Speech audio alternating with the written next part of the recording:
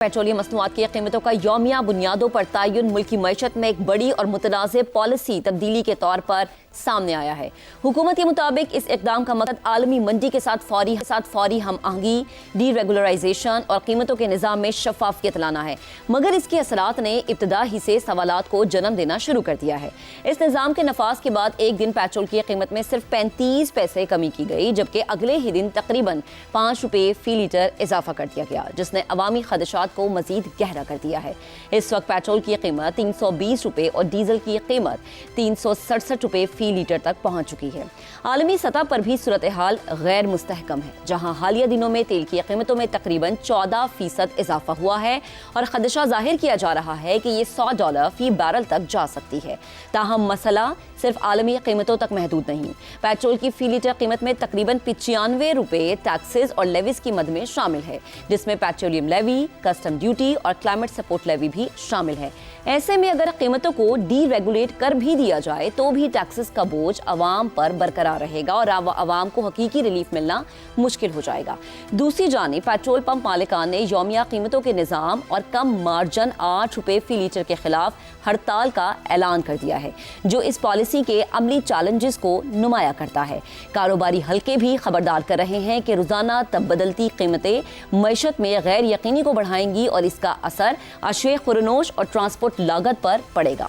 ऐसे में अहम सवाल ये है कि क्या पेट्रोलियम कीमतों की डी रेगुलराइजेशन वाकई शफाफियत लाएगी या महंगाई को रोजमर्रा का मामूल बना देगी? क्या कीमतों को आजाद करने के साथ हुकूमत टैक्सेस और लेवीज में भी कमी करेगी या सारा बोझ अवाम ही उठाते रहेंगे? क्या ओगरा और मुतलका इदारे इतने मजबूत हैं कि इस निज़ाम में सारिफ का जो मफाद है उसके तहफ़्फ़ुज़ को यकीनी बनाया जा सके? सवाल अपने पैनल के सामने हम ये रखेंगे कि पेट्रोलियम कीमतों का यौमिया तयन, एक दिन 35 पैसे कमी, दूसरे दिन 5 रुपये इजाफा, इस्लाहात की तरफ कदम या महंगाई को रोज़ाना की बुनियाद पर मुंतकिल करने का नया निज़ाम? शहजाद चौधरी साहब क्या कहेंगे?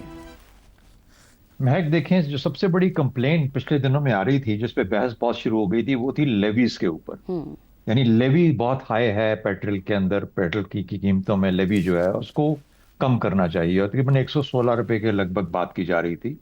ये ऊपर नीचे होता रहता है, लेकिन इस लेवल की, यानी इस हद तक के क्या कहते हैं कि कितने अरब रुपए जो थे सालाना, 1700, या मेरे दोस्त मुझे करेक्ट कर सकते हैं, 170, यानी इतने अरब रुपए सिर्फ लेवी के अंदर पिछले साल, जो पहले कभी नहीं हुआ, वो जमा किए गए। अच्छा, तो वो ये पिछले फाइनेंशियल ईयर की बात कर रहा हूँ। तो जब इस तरह की लेवी आप लगा रहे हैं तो इसका मतलब है कि कीमतें तो, लेकिन उन्होंने, इस गवर्नमेंट ने बहुत स्मार्ट प्ले किया है कि लेवी से नजर हटाने के लिए अब लगा दिया एक ट्रक की एक और बत्ती के पीछे। यानी अब आप लोग इस चीज के पीछे पड़े हैं कि जो पिछले 7 दिन की एवरेज के हिसाब से जो कीमत बदलेगी वो 5 रुपए ज्यादा होगी या 35 पैसे कम होगी या कैसी जाएगी, अगले दिन क्या होगा, उससे पिछले दिन क्या था, अब आप लेवी भूल जाएंगे। और हुआ भी ऐसा ही है कि अब आप लेवी भूल गए। वो जो बहस लेवी पे चल रही थी, वो ये लेवी वो वाला पैसा है जो कि पेट्रोल की मद में आता है टैक्स के तौर पे, लेकिन वो टैक्स बाकी सूबों को नहीं जाता, वो डायरेक्टली फेडरल गवर्नमेंट को जाता है। तो फेडरल गवर्नमेंट ने अपने आप को सिक्योर किया है। दूसरी वजह ये हो सकती है कि जबकि सारे का सारा बोझ फेडरल गवर्नमेंट खुद उठा रही थी, अभी भी जिम्मेदारी उनकी है, लेकिन आप एक ऑगरा, एक एक्टिव प्लेयर के तौर पे आ गया कि वो जो 7 दिन की एवरेज है वो ऑगरा मुतय्यन करेगा, उसके बाद वो कन्वे करेगा और वो उस दिन की कीमत बन जाएगी। तो एक तरह से अपने ऊपर से बोझ उठाना, लोगों को ध्यान किसी और तरफ लगा देना, और जाहिर है आपके असरात बिल्कुल ठीक है, इन्फ्लेशनरी होता है, नॉकडाउन इफेक्ट है, इसके ऊपर फिर अनप्रिडिक्टेबिलिटी आ जाती है, आपने उसका इजहार किया, ये तो मईशत के ऊपर असरात आएंगे। मेरा नहीं ख्याल ये देर पा हो सकता है, ना ये ज्यादा देर चल सकता है। किसी ना किसी वक्त में इसका प्रेशर इस तरह से आएगा कि हुकूमत को इसको बैक ट्रैक करना पड़ेगा या कोई और तरीके से इसको फॉर्मूले, ये वर्केबल नहीं है। सही, यानी लॉन्ग टर्म पॉलिसी के तौर पे हम इसको नहीं अपना सकते। आमिर साहब, आपकी तरफ आते हैं। कीमतें अगर आज़ाद हो भी जाती हैं तो फिर से वही बात कि उसमें टैक्सेस और लेवीज तो हमेशा से शामिल रहेगी। क्या इसे हकीकी डी रेगुलराइजेशन कहा जा सकता है जब तक अवाम को हकीकी रिलीफ नहीं मिलता या एतमाद फराहम नहीं किया जाता? इसको सिर्फ और सिर्फ मेरी नजर में महक एक फियर ऑफ कमिटमेंट कहा जा सकता है। मैं जिस तरह से भी इसको देखूं, मुझे इसकी और कोई वजह नहीं समझ आती, और हैरानगी मुझे इस बात के ऊपर होती है महक कि एक ऐसी सियासी जमात जो हमेशा से प्रो प्राइवेट सेक्टर समझी जाती है, जो प्रो मार्केट समझी जाती है, जो जिसका बहुत ज्यादा रिलायंस, जिसको इनफैक्ट जब ये शुरू हुई थी तो उसको बिग पाकिस्तान की बिग बिजनेस की पार्टी कहा जाता था, उसको, उस सियासी जमात को ये समझ नहीं आती कि मार्केट्स को स्टेबलाइज करने के लिए जो चीज सबसे ज्यादा अहम होती है वो एक प्रिडिक्टेबिलिटी होती है, और वो एक कॉन्फिडेंस होता है कि ये जो पॉलिसी अनाउंस हुई है, ये जिस मुद्दत के लिए अनाउंस हुई है उस मुद्दत के दौरान चेंज नहीं होगी। ये वो मार्केट स्टेबिलिटी होती है जो इन्वेस्टर्स को, खासतौर पे प्राइवेट सेक्टर्स को भी चाहिए होती है, जो उनकी कैपिटल रेजिंग के लिए और अपनी इंडस्ट्रियल एक्सपेंशन के लिए जो उनको चाहिए होती है, अपनी कमर्शियल एक्सपेंशन के लिए जो चाहिए होती है, वो स्टेबिलिटी इंतहाई जरूरी है। और ये एक स्टेबिलिटी है जो कि ये हुकूमत बिल्कुल मार्केट को देने से इनकारी है, और उसका अपने आप को कमिट करने का खौफ जो है वो इस कदर बढ़ गया है किसी एक पॉलिसी से कमिट करने का, कि लगता है कि वो अपने आप को पाकिस्तान की सियासत में एक लॉन्ग टर्म या एक परमानेंट स्टेक होल्डर समझना ही बंद हो गई है। मेरे लिए बड़ी माइंड बॉगलिंग सी बात है कि एक पाकिस्तान जैसे कॉम्प्लेक्स मुल्क की जो एक बुनियाद है एनर्जी, उसके बारे में जो पॉलिसी है वो इतनी हुकूमत ने उसके ऊपर हैंड्स ऑफ कर दिया कि जी हम हर 24 घंटे में एक दफा फैसला करेंगे कि कल का सूरज जो तलू होना है वो पाकिस्तानियों के लिए क्या लिया आएगा। इस तरह की पॉलिसी से मुझे तो ये मुल्क चलते नहीं नजर आते, और मैं शहजाद चौधरी साहब के साथ एग्री करता हूँ कि मेरा नहीं ख्याल कि बहुत देर तक ये पॉलिसी जो है ये हमें नजर आएगी। बड़ी जल्दी इसको हुकूमत को रिव्यू करना पड़ेगा। बिल्कुल, क्योंकि आवाम के भी तो खदशात है, पेट्रोल भी एहतजाज की बात करते हैं। ज़ैगम साहब आपकी तरफ आते हैं। वज़ीर पेट्रोलियम ने इस तमाम तर मौके पे कहा कि हमें पता है कि तकलीफ दे लम्हात है और आवाम को इससे तकलीफ भी होगी, लेकिन फिर सवाल ये बनता है कि सारी तकलीफ क्या आवाम ने बर्दाश्त करनी है, गवर्नमेंट के ऊपर कोई तकलीफ नहीं होगी? तो वो दिन भी बता दे पाकिस्तान की तारीख़ में जब आवाम तकलीफ़ में नहीं थे, जब उनके बच्चे जाते थे स्कूल में सबके और उनको इलाज भी मिलता था। देखिए, चाचू की बादशाही में हर दिन एक नया दिन है, हर दिन एक नया सरप्राइज़ है, हर रोज़ एक नया रिफॉर्म है। लेकिन यही रिफॉर्म है कि पेट्रोल की कीमत 15 दिन के बाद हफ्ता हो गई, हफ्ते के बाद हर रोज़ हो गई। अब ज़रा इंतज़ार करें, शायद दिन में 5 दफ़ा हो और आखिर में हर घंटे हो जाए। अब जो फार्मूला बनाया गया है, देखिए ठीक है कि 7 दिन की एक रोलिंग एवरेज निकाल के, पिछले 7 दिन की एवरेज निकाल के आज की प्राइस होगी, और फिर कल जो है फिर पिछले 7 दिन के हिसाब से नई प्राइस होगी। लेकिन आपको ये तो देखना है ना कि आपने इसे किस माशरे में लागू करना है, इस्तेमाल करने वाले कौन हैं। जैसे हमने समर टाइम और विंटर टाइम एक दफ़ा बनाया था, शायद आपको याद हो कि अलग अलग वक्त थे सर्दियों और गर्मियों के, और एक तूफ़ान बरपा हो गया था। ये देखे बगैर कि पाकिस्तान का माशरा कैसा है। तो पाकिस्तान में इससे जिस तरह की बेयकीनी पैदा होगी, और जब बेयकीनी पैदा होती है तो कौन फ़ायदा उठाएगा? वो जिसके पास ताकत है। पेट्रोल पंप वाले फ़ायदा उठाएंगे, ट्रांसपोर्टर फ़ायदा उठाएंगे, हर कोई फ़ायदा उठाएगा सिवाय अवाम के, और अवाम परेशानी फेस करेंगे।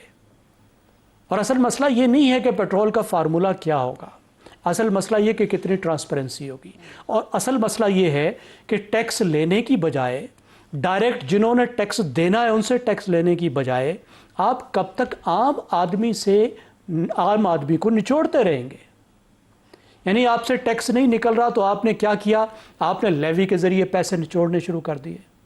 पिछले साल अगर आपने 1000 अरब रुपया लोगों से जमा किया था, तो इस साल आप कहते हैं कि 1500 अरब रुपया इस साल हमने जमा करना है पेट्रोलियम लेवी से।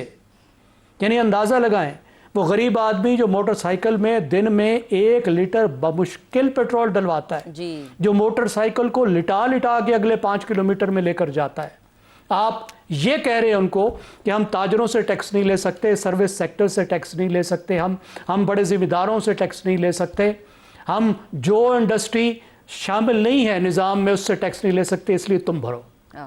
ये कितना बड़ा जुल्म है कि आप लाडलों से टैक्स नहीं ले सकते तो गरीब लोगों पे सारा बोझ डालें।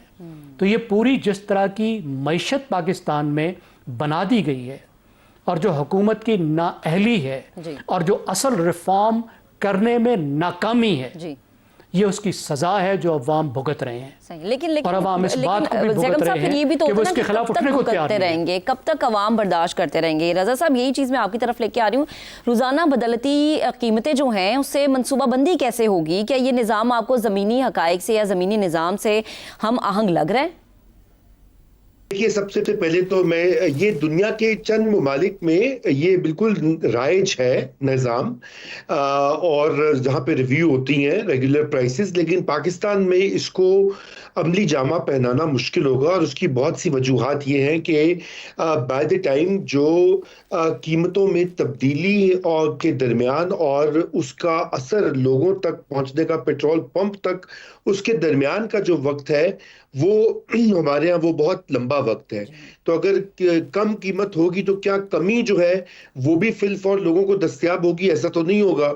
और जो कंपनियां हैं, ये पेट्रोल डिस्ट्रीब्यूशन, ऑयल डिस्ट्रीब्यूट करने वाली कंपनियां, वो अपना मुनाफा और अपना फायदा भी वो करती हैं, क्योंकि पाकिस्तान में तो हर सतह के ऊपर और हर शोबे में माफिया जो है वो घुसे बैठे हैं, और वही मैनिपुलेट करते हैं अपने हक में। कीमतें हो, पॉलिसी हो, टैक्स का रेट हो, और ये जब तक निजात नहीं पाएगी पाकिस्तान की मईशत, उस वक्त लोगों को सुख का सांस नहीं मिलेगा। अभी ये लेवी और टैक्सेशन की बात हो रही थी और जैगम खान साहब ने भी उसका जिक्र किया। आप मुझे ये बताइए, ये क्या जुल्म है कि 40 से 45% जो कॉस्ट होती है पेट्रोल पंप के ऊपर, वो इन टैक्सेस और लेवीज, हर तरह तरह की चीजें लगा के लोगों से एक तरह का तावान वसूल किया जाता है। यही आलम बिजली के बिलों का है।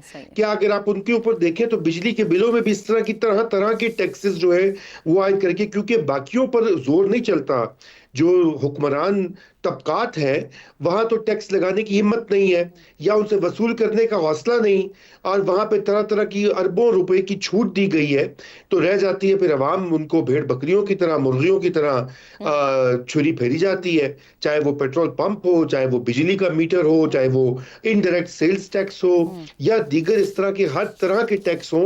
तो मेरे ख्याल से ये तो एक पॉलिसी ऐसी है, ना सिर्फ इसको बदलना पड़ेगा, ये काबिले अमल ही नहीं है। मुझे नहीं पता कि कौन से ऐसे अरस्तू हैं जो इस तरह के मशवरे हुकूमत पाकिस्तान को देते हैं, और उससे ना जाने उनको क्या फायदा होगा, मां सिवाय ये कि वो एक फरसूदा ब्यूरोक्रेटिक निज़ाम के जरिए इस पॉलिसी पे अमल कराएंगे, वो फेल होगी और वापस सुई वहीं पर जाके वहीं पहुंच जाएगी जहां पे शुरू में थी। बिल्कुल रजा साहब, फायदा तो ये होगा ना कि उनकी अपनी जेबें भरी जाएंगी। और देखिए कितने मजे की बात है कि जिस अवाम पर छुरी चलाई जाती है उसी अवाम से डे एंड पे वोट भी मांगा जाता है।